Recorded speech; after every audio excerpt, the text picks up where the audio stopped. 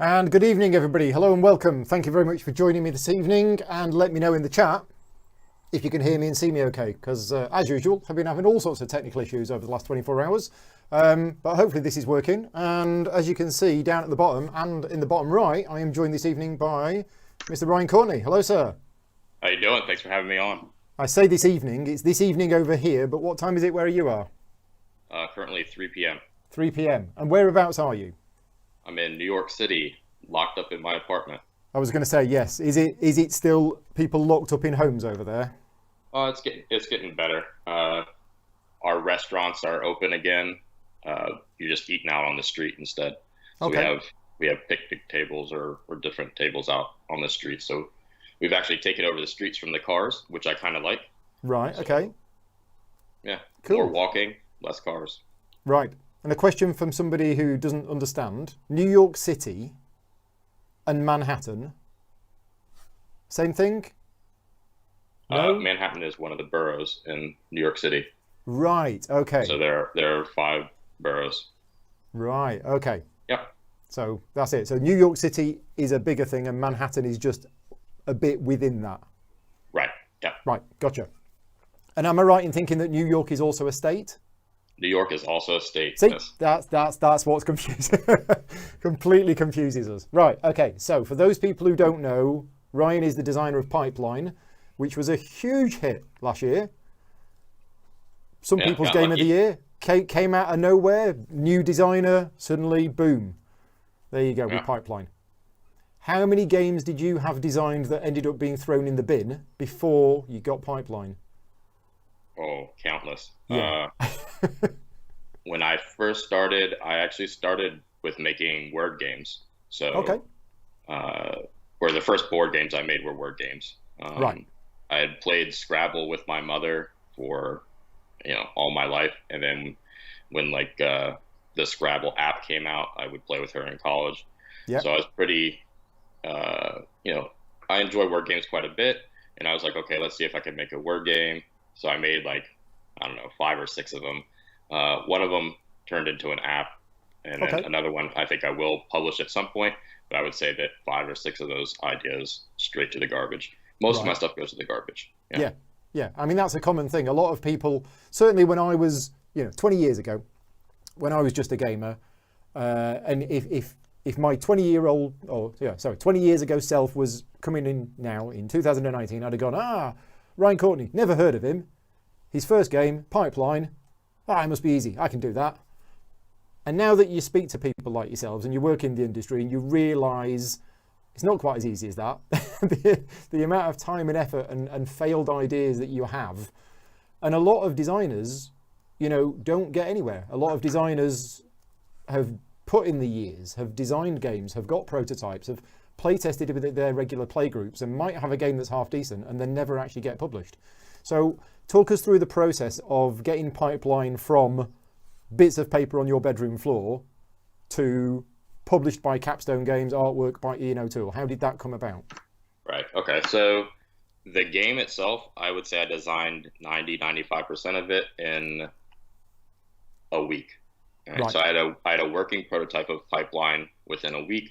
I put it in front of my friends at we have a meetup at Columbia University.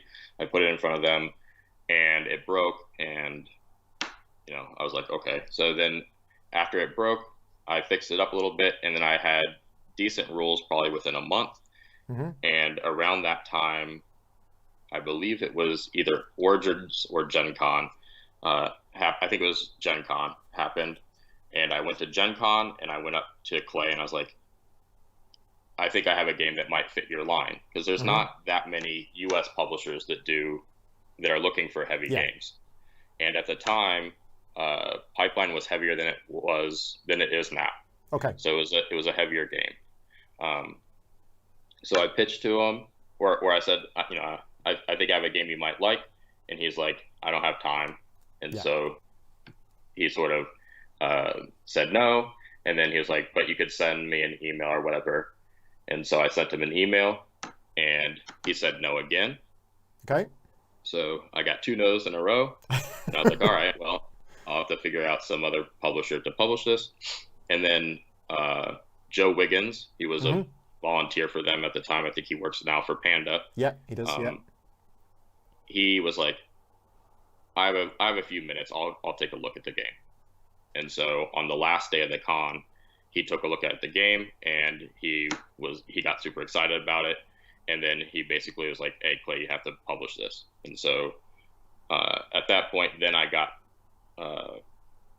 an actual like sit down demo, and the sit down demo was with the people at Heavy Cardboard, Yeah. and Clay, and a few other folks.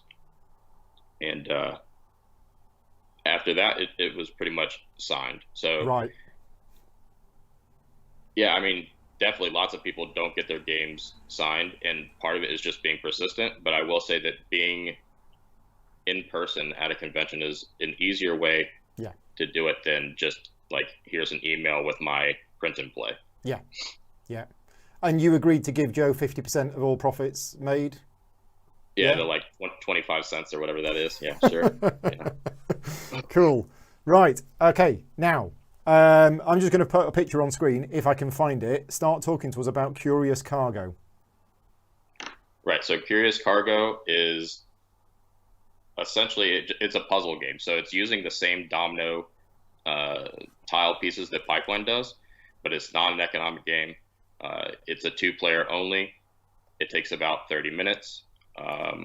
My wife, who is not a gamer, this one she actually enjoys. My wife played Pipeline one time and that was it for her. She didn't want to play again. This one, on the other hand, she's probably played a dozen times, so she actually enjoys and asks to play this one on occasion. So I would say this can work for your non-gamer friends. It has, like I said, a nice 30-minute play time. Yep. Yesterday we streamed about 5 games of it in 2 hours. So Right. we were playing a little bit quicker than 30 minutes apiece. I don't expect people, not us, to play quite that fast. Yeah. But I would say about 30 minutes for most people, 30 to 40 minutes. Okay. And the similarities between this and Pipeline are the tiles? Yeah, the domino tiles. So the tiles are going to be relatively the same. We have a 2-color and a 3-color version. So there is a little bit of so the 3-color version is actually relatively difficult. The 2-color version, I think, is the one that is like the standard version. Okay. But yeah, as far as it's not very similar to Pipeline. It's not the same weight. It's not. It doesn't have all the extra rules. I think this one can probably be taught in 5 to 10 minutes.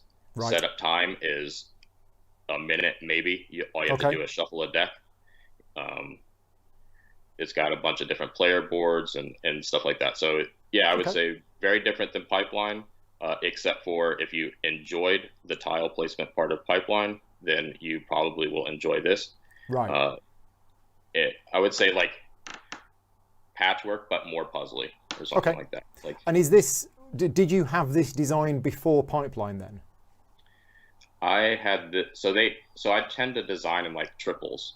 Okay. So, and especially with the heavy games, I tend to take mechanisms out and test them sort of as a clump or as a group. You know, I'll just work on just a particular mechanism and see how to polish that mechanism. And then once the heavy, like when I release the heavy game, I sort of, you know, integrate them all together. So there's actually another tile laying game that I have using these tiles as well. So yeah, I tend to do triples.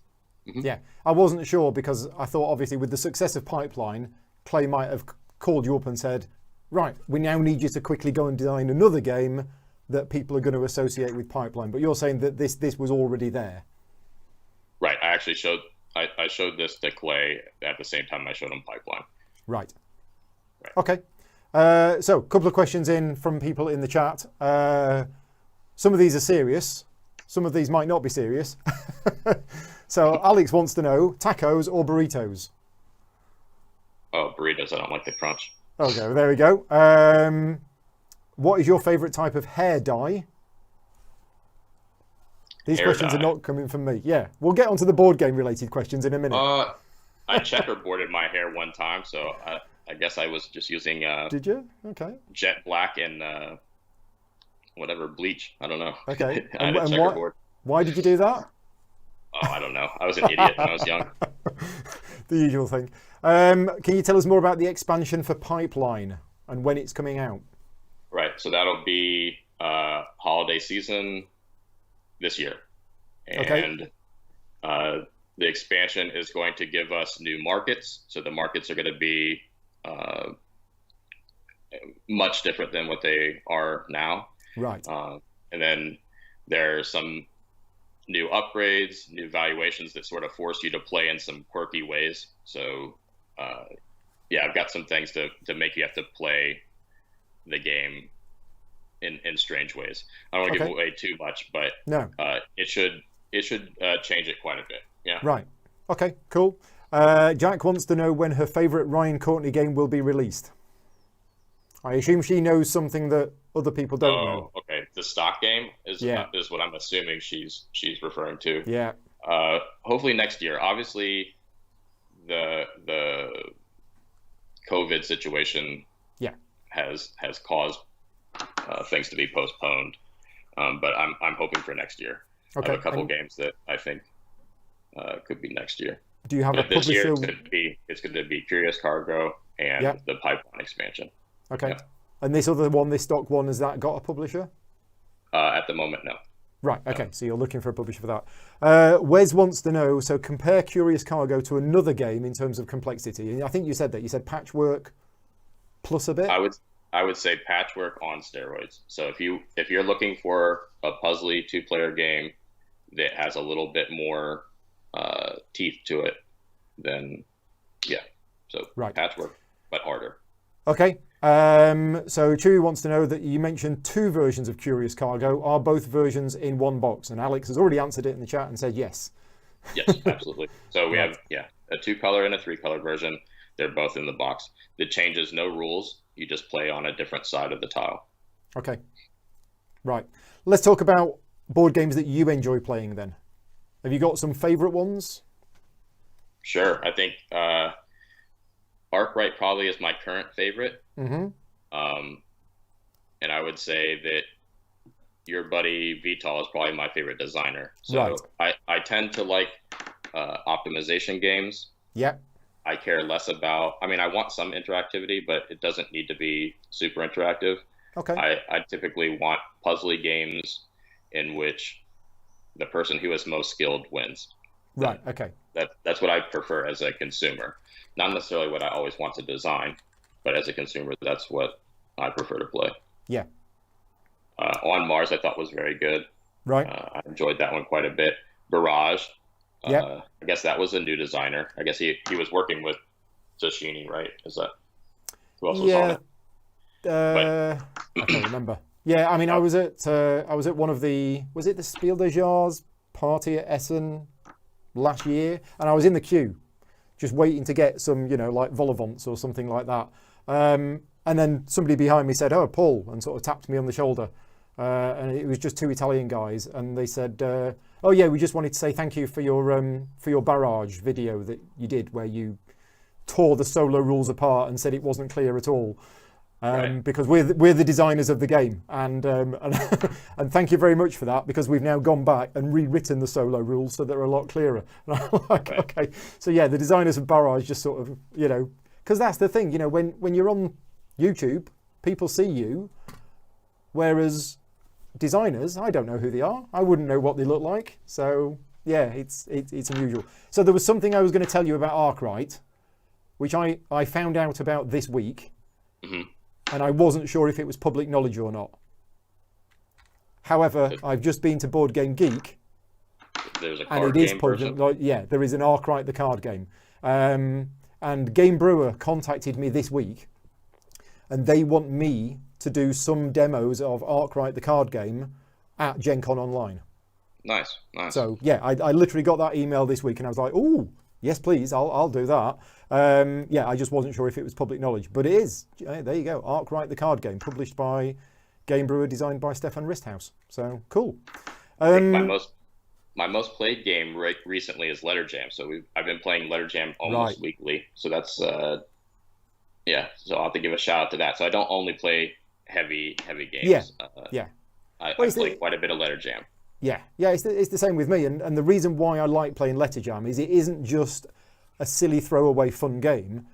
It's actually really clever, and it really makes you think. And yeah, I just really like it. And I'm saying that as one of the developers of the game, but you know, I still really, it's a good game. Still really enjoy it. It is a good game. Ori has been reading the Arkwright card game rulebook. Excellent. Right. Well, Ori, if it's not clear, please make it clear so that when it comes to me, I will be able to learn how to play it. Right. Jerome wants to know: are there any game? He says mechanics. I'm going to say mechanisms. Are there any game mechanisms you would never use in a game? No, I'm not going to limit myself. Definitely not. Right. Yeah, I think you could use. I mean, if the mechanism's out there, and as a designer, we are essentially borrowing stuff that's out there always, or stealing, or whatever term you want to use. We're even stuff that we think is innovative is just some sort of spin off of something that exists already. Okay. So no, I'm certainly not going to limit myself to not using a mechanism. If I can figure out a way to make roll and write have decisions that I find personally interesting, then I'll do it. Right. So yeah, there's nothing that I would.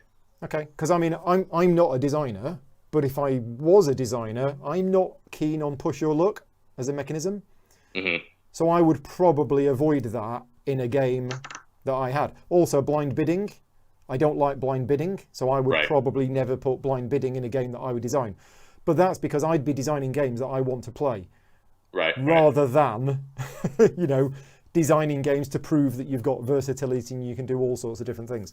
And even push your luck. I've played Expedition to Newdale recently by Alexander Pfister, which has a push your luck element in it, but with mitigation. So if you don't manage to get what you want, there's still something that you can do, which is not too bad.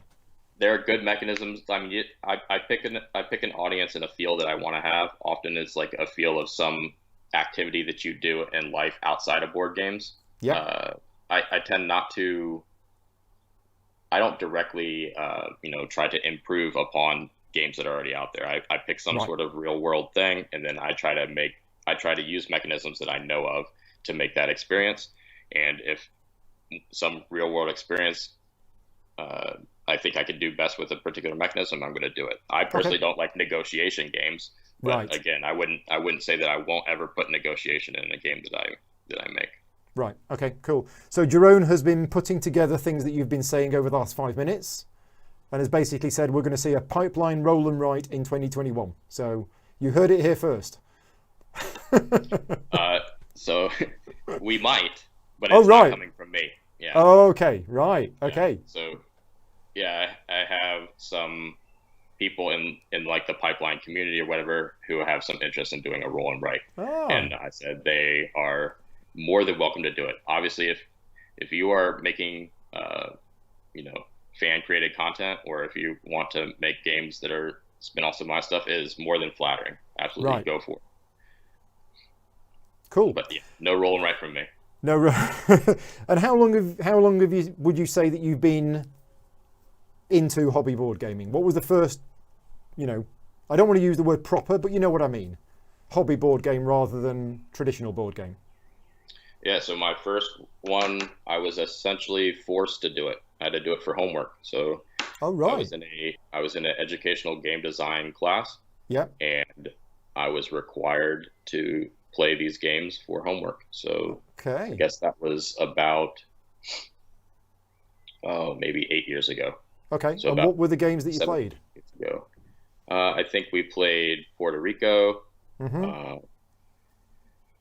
I remember I played so a lot of these games, and my taste in games have changed drastically, but a lot of these games that I had to play, I was like, this is not fun. So I played Agricola, and I was like, this is awful. Misery Farm, yep. And I would enjoy Agricola now. Like, so at the time I was definitely more into the like the Euro Ameritrash hybrids, things like Dominant Species, some of Eric Lang's like Chaos in the Old World. Yeah. So that's what I liked more. I like to attack people and stuff like that. Now that's not really my style. Yeah. But yeah, that's where I started, and I started in a Columbia Library basement playing their collection of games because I had to for work.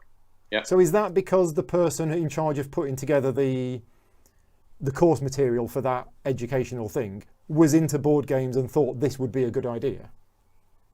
I think that we had to do all different types of games. So we had video games that we were required to play, and we had board games we were required to play. Okay. So we were just trying to do a mixture of those things. And I think nowadays the class even has VR games that they're supposed to play. Right. Okay. It was a little before the VR stuff got, a little bit more popular recently. Yeah. And in the last 12 months, have you been back to them or had any contact with them and said, look at what I've done? Oh, I don't like to talk about myself too much, but yeah, I try to make sure that anytime I do go there and I give talks to the students. Cool, right. But I try not to talk too much about myself. I try to talk about how they can make stuff for themselves. Yeah, excellent. Ori wants to know then, what made your tastes change from those games to now?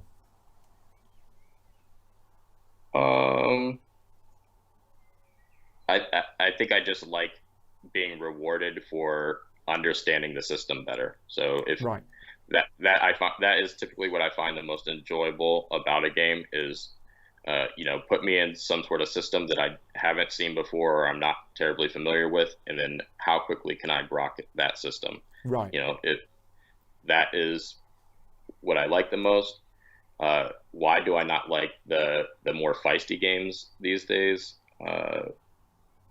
Mostly because it makes it harder to know whether you actually knew the system or whether you just colluded to do it. Right.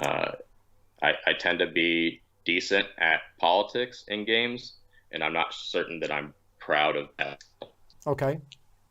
Right. Like I don't know if I like the fact that I can, sort of manipulate people into, allowing me to win in a game or whatever. Okay. I prefer the feeling like I earned it. Right. But I could definitely see what the appeal is. There's upsides and downsides of both styles of games. Yeah. Cool. So on that note, can I tell you how I feel about Pipeline? Yeah, go for it. Because I've played it, I don't know, 6, 7 times or something like this. Yeah, Pipeline is a very good game. I'm not denying it's a very good game. But after 6 games, I don't get it. My brain does not work in the way that is required to play that game. And I tried. Because I knew it was a good game. And I'm playing a lot with Paul, who did the video with me, the very first video I did for it. And I think it's still his favourite game of last year. Okay? And he absolutely loves it. And every time I play against him, he does it all right. And I'm like, and I'm 6 games in, and I just keep making silly fundamental mistakes. Like, I needed the green to be 7. Oh, no, it's at 5. Oh, right. And then the next game, I'll go, right, I really need to get that pipe at this level. Right, I've done that. Oh, wait a minute, I haven't done that bit right.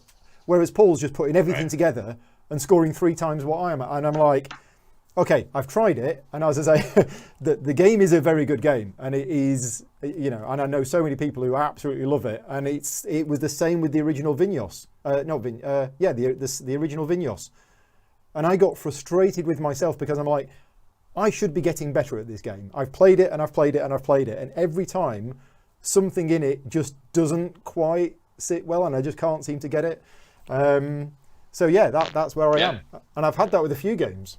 It requires balancing of multiple skills at the same time. So that's one thing I do in heavier games. So you have to be good at spatial. Oh, hang on. You need to be... The Skype feed, the Skype audio has just gone really, really crackly. Okay. Oh, it's back again. You're fine now. So I like to do this with the heavier games that I do design, is sort of mix and match skills that you're required to do. So you need to be good at spatial, but you also need to be good at essentially valuing every single one of your actions. Yeah. So you've got this, math. It's essentially 2 different versions of math. So I enjoy math quite a bit. If you don't, or if somebody doesn't, or if someone doesn't like spatial, then I totally understand people who don't like or get Pipeline. That makes total sense to me. But I like math, so that's the type of stuff I'm going to put in my heavy games. I like that type of stuff. Yeah. And Vinos, the old Vinos, is way better than the new one. So Oh, you see, I disagree with that. I disagree. way better. So, so much better. yeah, I mean, I didn't mind the bank. I know we're drifting off topic here, but the original got the criticism for the bank. And I liked the bank. Amazing. I loved the fact, because no game ever did it before, that, you know, you've been paid, but the money's gone into your bank. And if you want to get that money, you have to actually go to the bank to get the money. I thought that was great. Yeah. But by removing the bank, he has 2 action spaces. You know, the number 1 action space is now duplicated, which means more people can go there for free in the first round. And I did find that the way the barrels worked in the new version, a lot more intuitive than the way that they worked in the previous version. I mean, 85% of the game is the same. But the new version, I'm okay with. I'm comfortable with the new version. I don't have the same problems with that. So, yeah. Cool. I need the bank. Well, you just need to design a game where you have to go to the bank to get the money out then. Yeah, exactly. Yeah, cool. Right. Wes says his favourite pipeline strategy is to start with a 3-colour tile. Yeah, that's a good option. There you go. Start with a 3-color tile and then work to have complete diversity. So yeah, if you do that, then anytime that you go to any market afterwards, you can always buy the crude below it and then still have something to run. Yep. So that's one thing.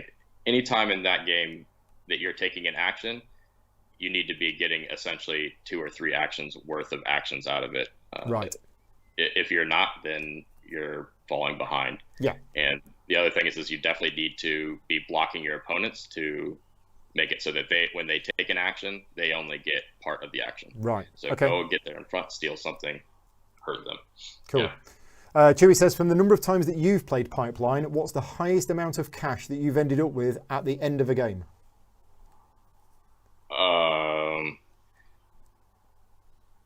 Easily over 1,500. I don't know that I don't know what the exact number is, but I also only play against, let's say, very experienced players.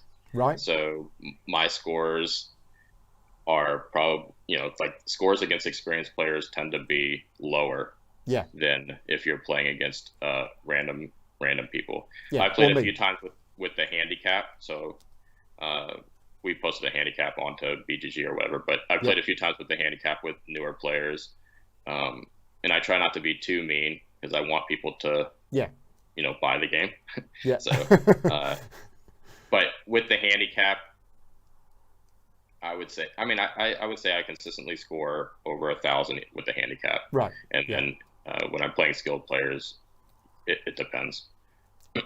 I think you told me that number after our first game where we scored like 200, and you went, you want to be getting over 1,000, and I just laughed and went, what planet? And in the next game, suddenly we scored 400, and then the next game, Paul got like 750, and I'm like, oh, okay, yeah, because in our first game we were like, I'll do this action to move a cube there, done, and as you say, that you don't want to be doing that. You need to be doing things which actually have this big impact, but it takes a while to get used to it.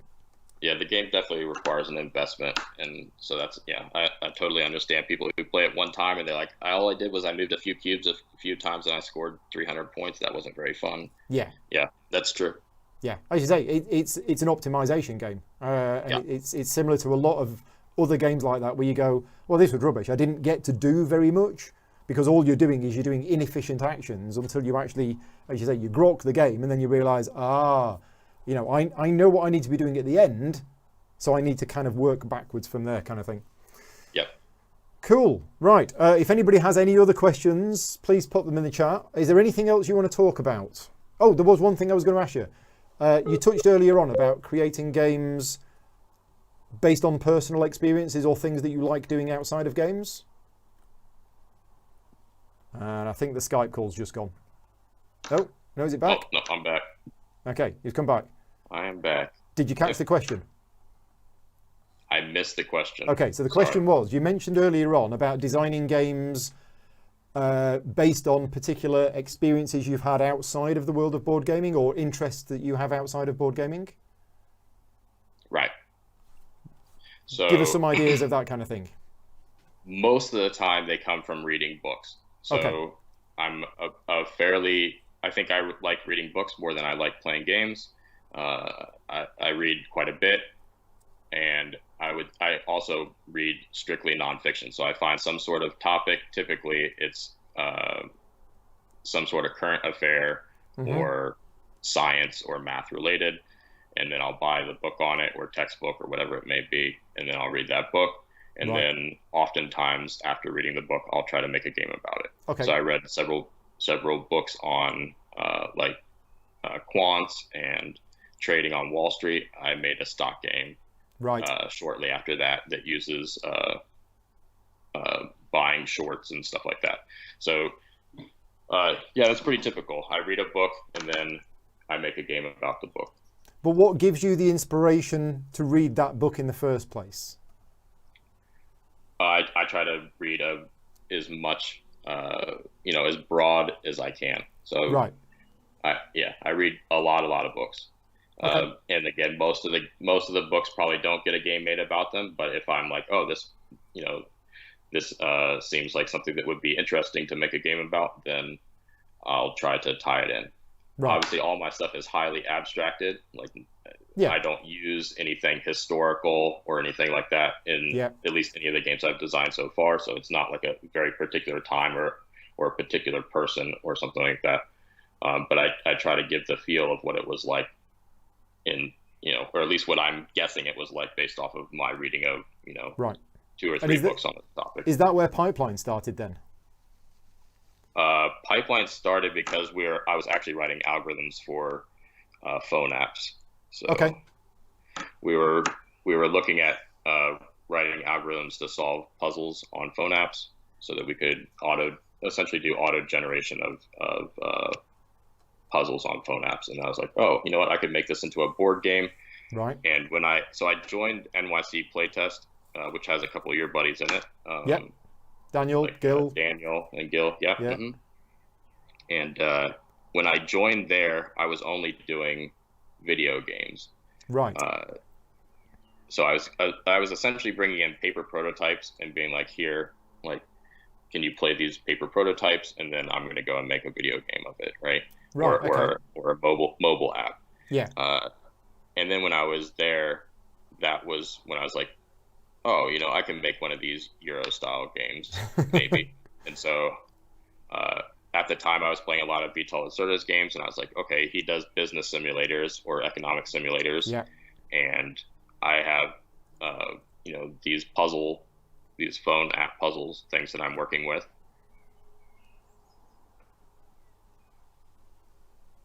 Oh, the Skype's just frozen again.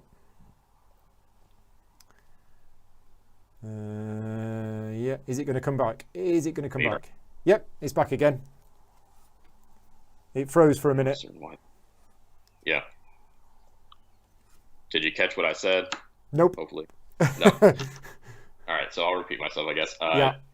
So I was working on phone apps, and then I was part of NYC Playtest, and I was bringing in paper prototypes of those phone apps.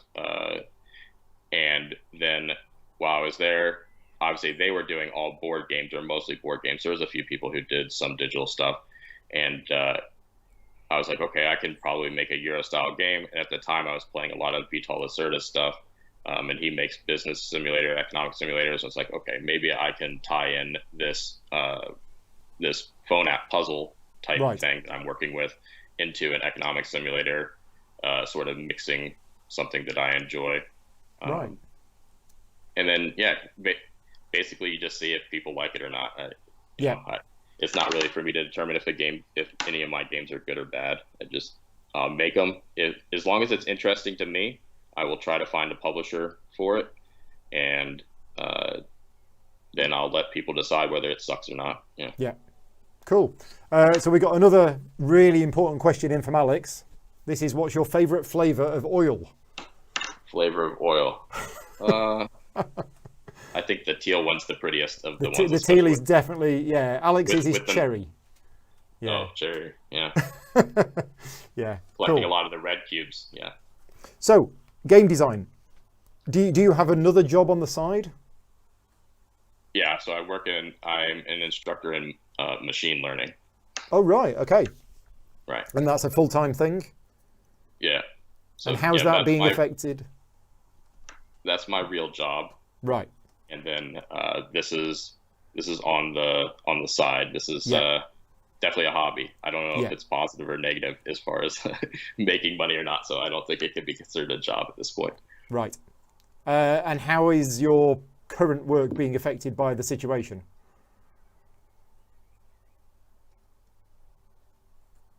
Oh no, the Skype's gone again. Hopefully it will come back. We will see. We will see. Yeah, it disappeared again, and now it's back. I teach like this. So I don't know what's going on with the internet. Yeah, it keeps freezing on my end, and then it keeps coming back. Could be my computer, could be yours. I'm not sure. But I said, how's your current, full-time job being affected by the current coronavirus situation? Yeah, so I teach via Zoom. Right. So that's how I teach now, as opposed to in person. I prefer in person. I'm looking forward to doing it that way again. I like having the whiteboard in front of me, and also I teach relatively small classes, and I like the one-on-one. So I like being able to ask questions and have responses during those different lectures. Ooh, a cat. Yep. So, right, Thor. He's been keeping me company this evening. So yeah, right now it's on Zoom. Hopefully it will get back to in person in the nearish future. Yeah. But for the most part, I'm unaffected, other than my preferences, obviously. At the office. You're still delivering the same kind of things that you did before. It's just the technology you're using for them is different. It's Zoom instead of a whiteboard. Right, exactly. Yeah. It does mean that you can probably do it without actually wearing any pants. I always wear pants, 100% of the time. That's what you're telling me now. Sometimes I stand up and I don't think about the camera, so I'm careful about that. I always put the camera facing the wall, and I always wear the pants. Yeah, so I'm wearing pants at the moment. I'm wearing shorts, okay? But I did a live stream a couple of weeks ago where my green screen fell down. So in the middle of the stream, my green screen fell down, and I had, because I'm all mic'd up, I've got cables everywhere, and I had to turn around and stand on my chair and put the green screen on. All anybody could see was my bare legs. Now, you can't see that now because thankfully on YouTube you can actually edit the videos after they've gone up there. So I actually edited out that couple of minutes where I'm fixing my green screen. But yes, it's just one of those things. Right, let's wrap things up. Thank you very much for joining me. What have you got planned for the rest of the day? I'll probably play Letter Jam today with my mother. Yeah. And then I'll probably do a little bit of demoing of Curious Cargo. Right. And then I'll get ready for the weekend. It's about 3:30 here. So after that, it's time to hang out with the wife. Yep. Cool. Right. Well, thank you very much for coming on. Good to talk to you as always. And we're going to be talking next week about some work-related things.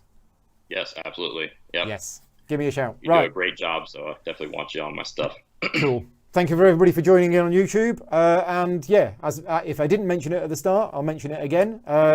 This live Q&A and a lot of the other videos that I'm putting together this weekend is all part of Virtual GridCon, which is a free-to-attend virtual convention in place of the real GridCon that would have been happening this weekend. And I'm also running a charity raffle. So if you are able to donate to the charity, that would be fantastic. Full details are... Follow me on Twitter. It's all over the place. But basically, I'm doing a charity raffle this weekend. Anybody can enter from anywhere around the world. The current prizes are about £3,500 worth, and we have currently raised something like £7,000 for charity after an initial goal of 500. So we're doing well. It's going to make a big difference to the kids in Africa. What's going on? So right, cool. Thank you very much. We'll see you probably tomorrow for some more live streams. Cheers, Ryan. Later. Thank you.